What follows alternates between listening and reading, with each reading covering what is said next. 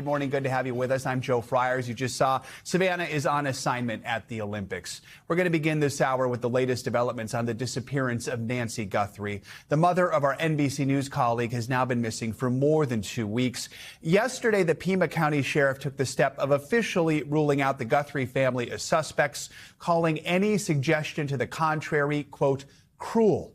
Now investigators are waiting to see if DNA from a glove that was found just a couple miles from Nancy's home could be linked to the person seen here on Nancy's surveillance camera. This footage was captured the night authorities say she was abducted. NBC News correspondent Liz Kreutz has the latest from Tucson. More than 2 weeks into the search for Nancy Guthrie, the Pima County Sheriff, for the first time, point blank ruling out any of the Guthrie family members, including siblings and spouses, as possible suspects, saying to suggest otherwise is not only wrong, it is cruel. The Guthrie family are victims, plain and simple.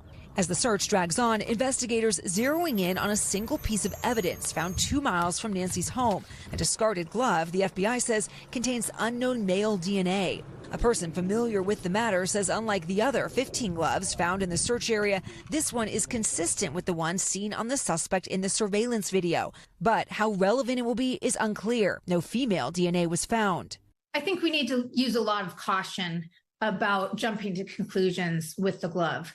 If there were other aspects of that glove that tied it to either Nancy or someone who's already been looked at as a person of interest, then it would raise very quickly in priority. But at this point, it's more like a Hail Mary. Still, the FBI says they're putting the DNA from the glove into their national database. Another question, the suspect's clothes, like the mask and zip-up jacket. The sheriff says it's possible that, like the suspect's backpack, the clothes were also purchased at a Walmart. He says they're currently working with Walmart management to determine who, if anyone, bought all or some of those items.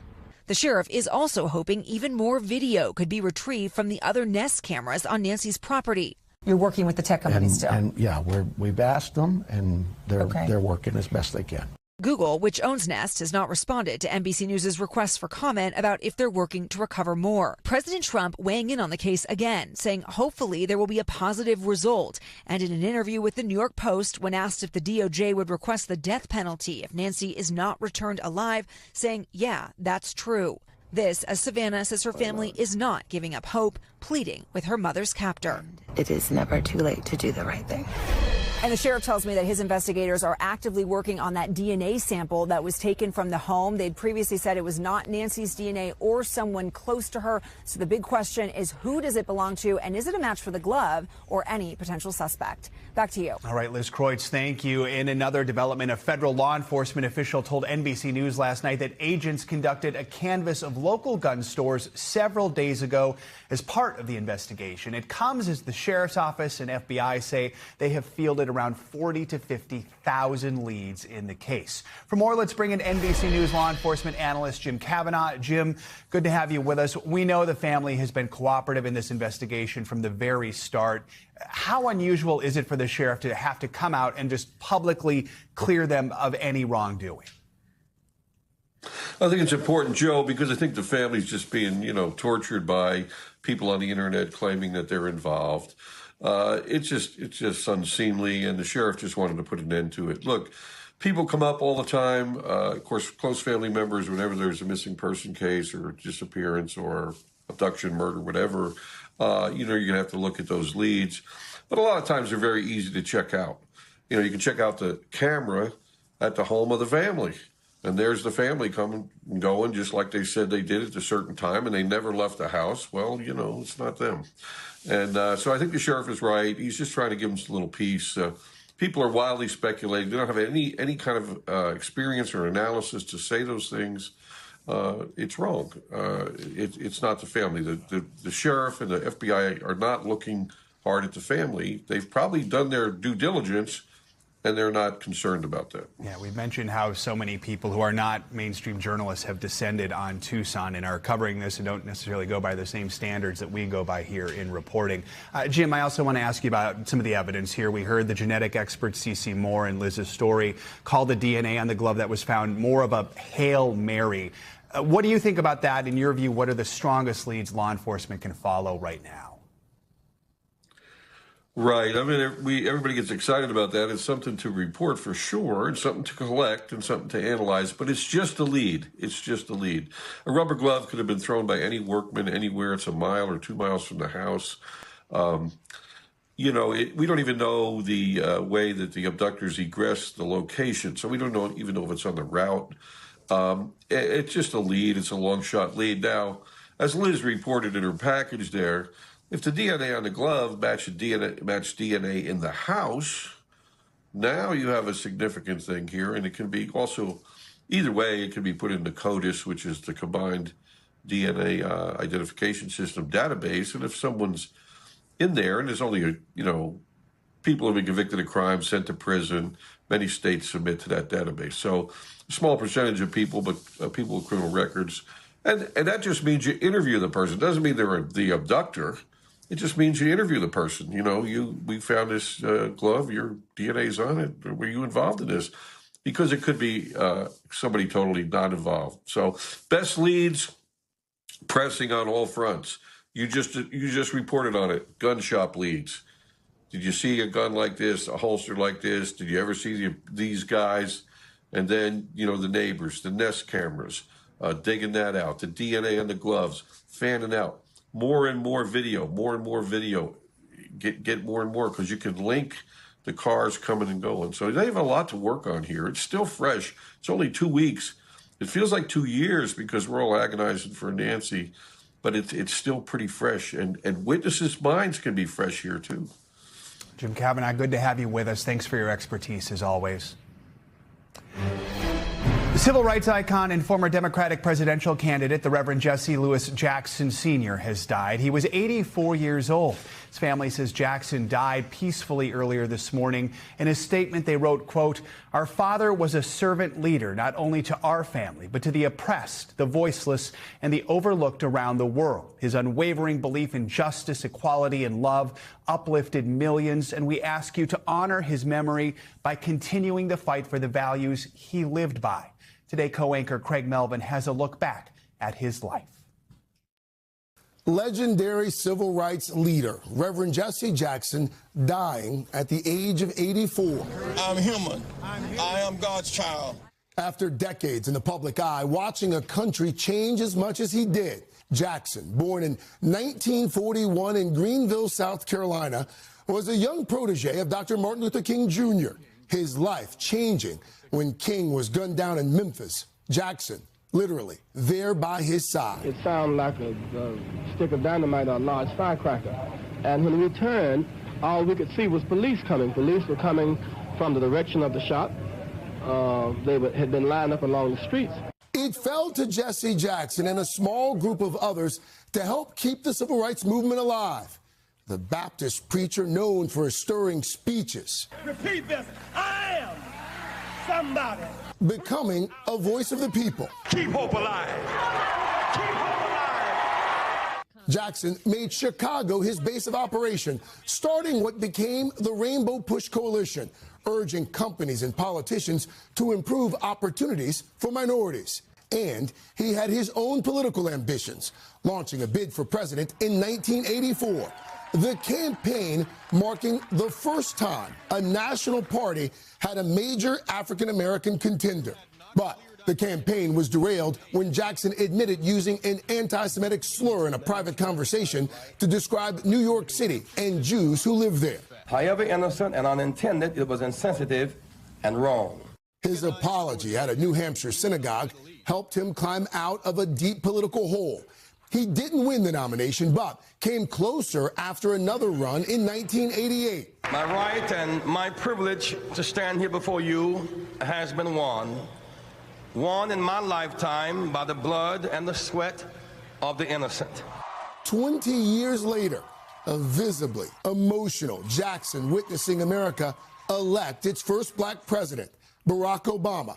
a fellow Chicagoan. Over the years, Jackson used his considerable leverage as a statesman here at home to draw headlines around the world, joining the fight to end apartheid in South Africa, winning freedom for Americans held captive overseas, telling Today in 1999 he was always conscious of Dr. King's legacy. The dream continues and the struggle continues, but every now and then we see flashes of hope.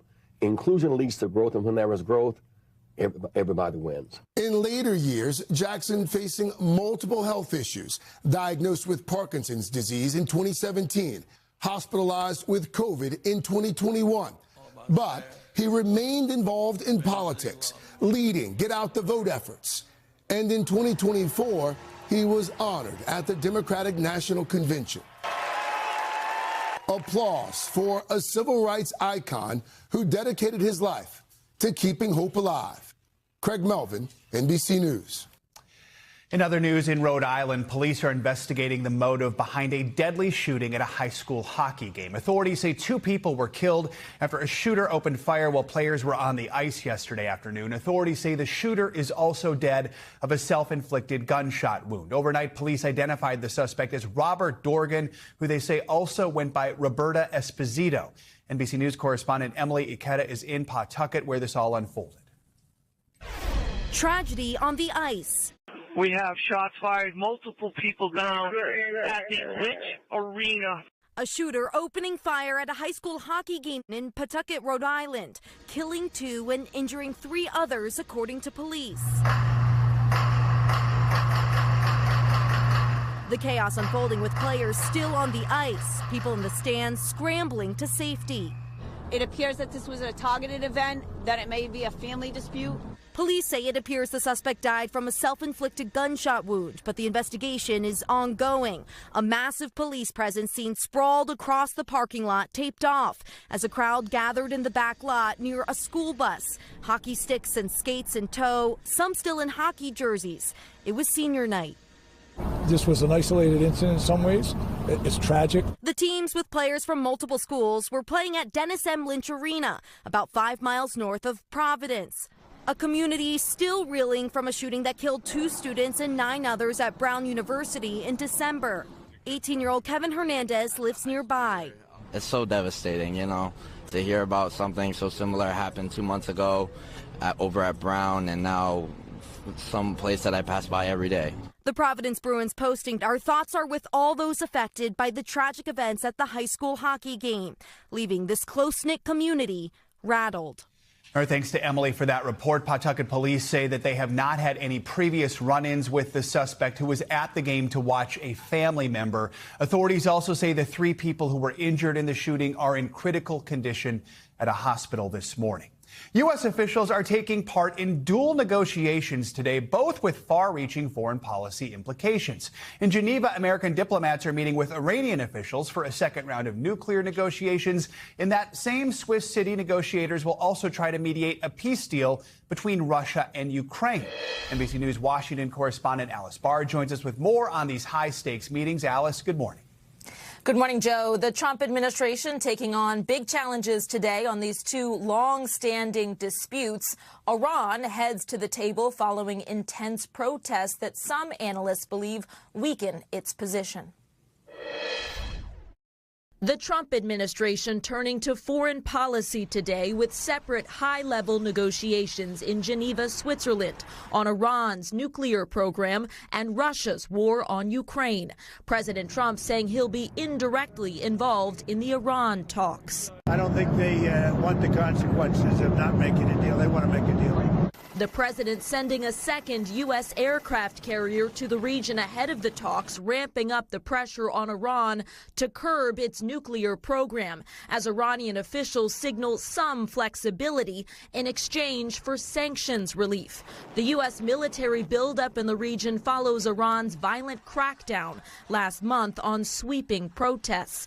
President Trump asked Friday about regime change in Iran. Seems like that would be the best thing that could happen.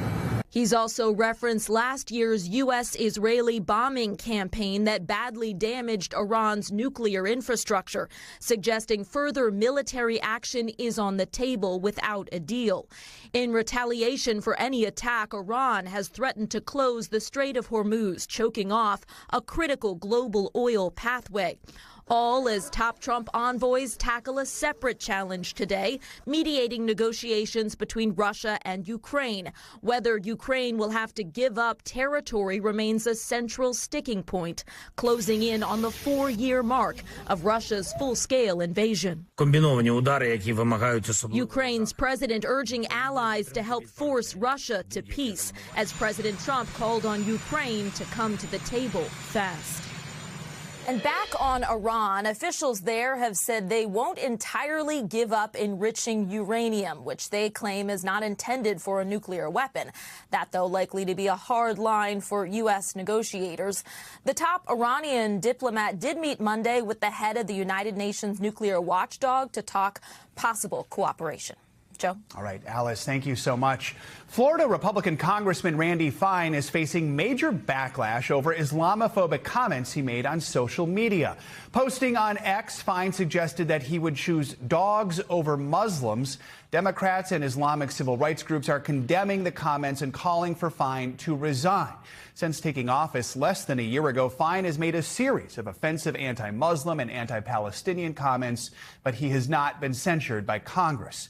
NBC News political reporter Megan Leibowitz joins us now to talk more about this and some other political headlines. So, Megan, as we mentioned, Fine does have a history of anti-Muslim rhetoric. Just what can you tell us about this latest comment and the reaction it's getting from lawmakers? Is he likely to face any repercussions from Congress?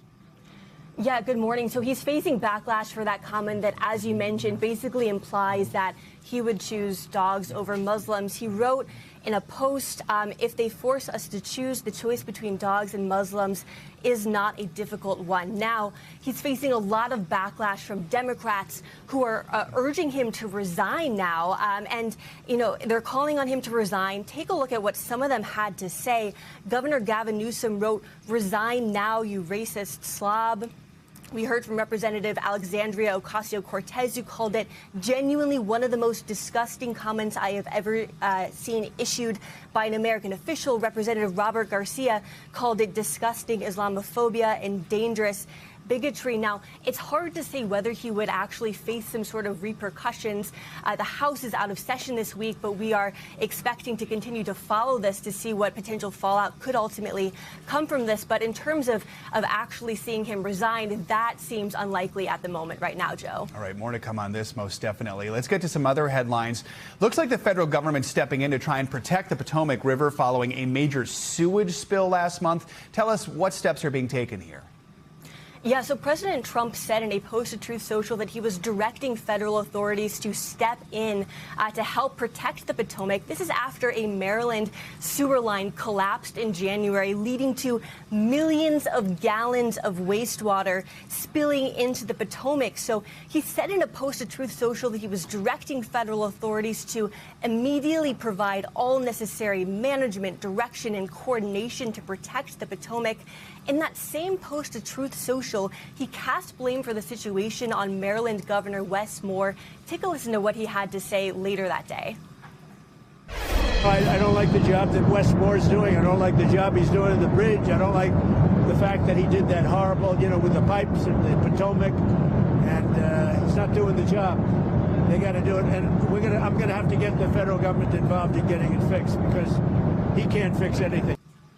Now, a spokesperson for the governor fired back, saying that it was the federal government that was supposed to be responsible for that sewer line. That spokesperson for the governor also criticizing the administration, basically accusing the administration of shirking responsibility when it comes to this leak here, Joe. All right, from bridges to tunnels, we know President Trump appears to be downplaying some reporting by NBC News and others last week that in exchange for releasing federal funding for a new tunnel between New York and New Jersey, he wanted New York's Penn Station renamed after himself. He also repeated his opposition to the Hudson River Tunnel project. What more can you tell us? Yeah, so this was in a post to Truth Social where he reiterated his criticism of this tunnel project between New York and New Jersey, saying in that post that the government should not be responsible for any cost overruns. Now, he's criticized this project in the past. In this post to Truth Social, he said that the government was willing to meet to make sure that these cost overruns did not happen. Now, as you mentioned, he said that the idea of renaming Penn Station was not raised by him. He said it was raised by others. It comes after NBC has previously reported that President Trump has asked Senate Minority Leader Chuck Schumer to support renaming Penn Station in exchange for the federal government releasing these funds, Joe. All right, Megan, thank you so much. In Georgia, the trial is now underway for the father of an alleged school shooter who prosecutors are trying to hold responsible for his son's actions. Colin Gray faces several felony charges in connection to the deadly shooting at Appalachia High School back in 2024. Prosecutors accuse Colin of giving his son, Colt Gray, an AR-style rifle that he used in the attack. 2 students and 2 teachers were killed. If convicted, Colin Gray could face up to 180 years in prison. NBC News national correspondent Aaron Gilchrist has the latest. Prosecutors in Georgia making their case against the father of accused Appalachia High School shooter Colt Gray. This is not a case about holding parents accountable for what their children do. This case is about this defendant and his actions.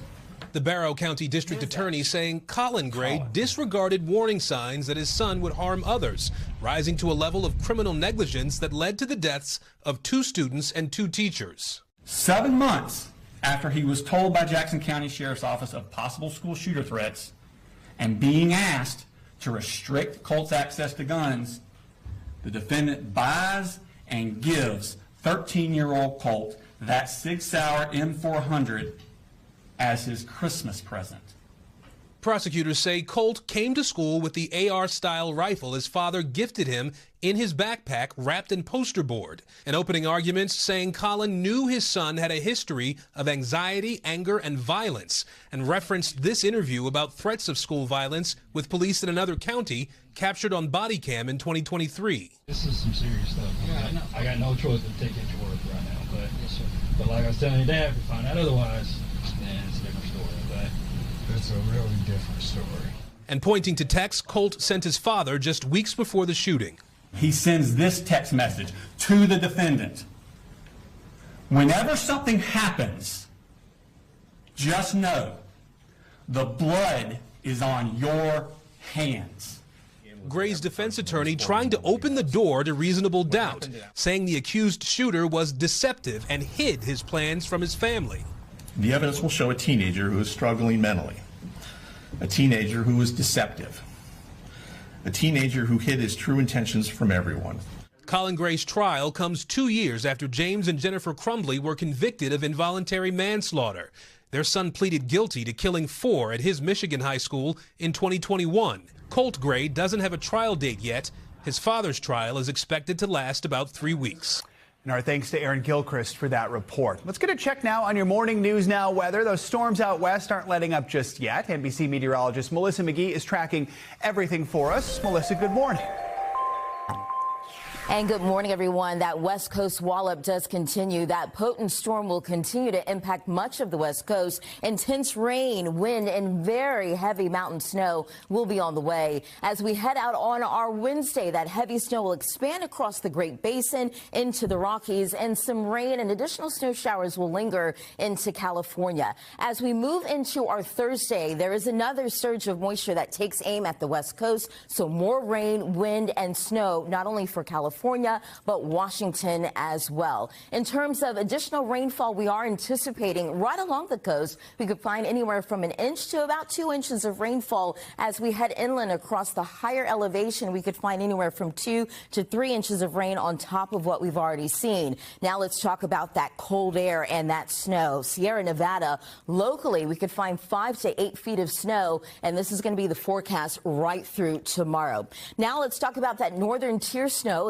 stationary front will bring rain and snow across the northern plains and warm winds from the northern plains up to the Midwest. This area of low pressure will continue to work its way to the east, impacting the upper Midwest, and that snow will expand across central New England. So how much are we talking about? We could find for upstate New York as well as central New England anywhere from 4 to about 5 inches of snow right through tomorrow. Potential records are possible across much of the High Plains. I want to show you some of these numbers. For Dallas today, 77 degrees. By Wednesday, you're up to 80. Fort Smith, 70s for you on your Tuesday, upper 70s by Thursday, and that warmth will continue to expand and spread into the Midwest. We've got 72 for St. Louis on Thursday. Chicago up to 59, but look at Nashville, Tennessee. Tuesday, 69, and once we head into Thursday, we'll have temperatures in the middle and upper 70s for daytime highs. That is a look at your national weather. Now back to you.